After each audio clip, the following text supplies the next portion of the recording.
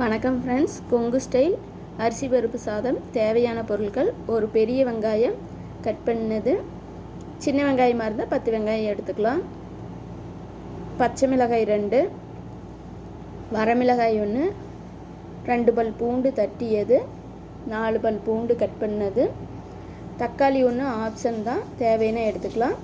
அதுவோ கருவேப்பிலை ஒரு கைப்பிடி அளவு. எப்படி செய்கிறதுன்னு பார்க்கலாம் வாங்க.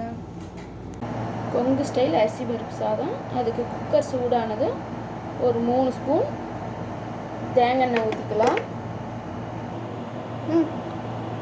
ஆயில் சூடானது, கடுகு போட்டுக்கலாம் 1 ஸ்பூன்.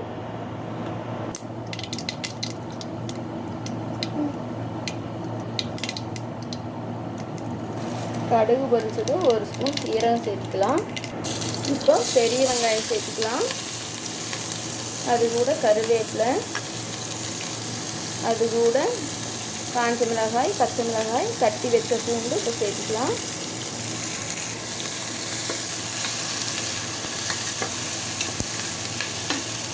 இப்போ கட் பண்ணி வச்ச 4 பல் பூண்டு சேர்த்து நல்லா வதக்கிக்கலாம். வெங்காயம் பூண்டு நல்லா வதங்கிட்டு தக்காளி சேர்த்துக்கலாம்.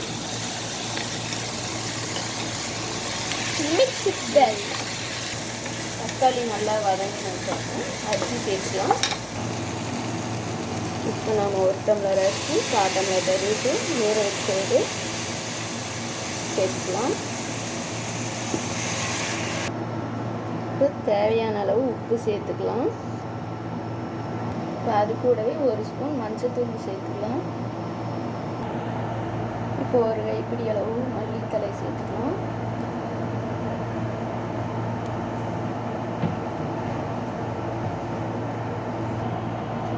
அது கூடவே 1 ஸ்பூன் நெய் சேர்த்துக்கலாம். நெய் ஆப்ஷன் தான். இப்போ ஒரு கொதி வந்தது, குக்கரை மூடி 3 விசில் விட்டுக்கலாம்.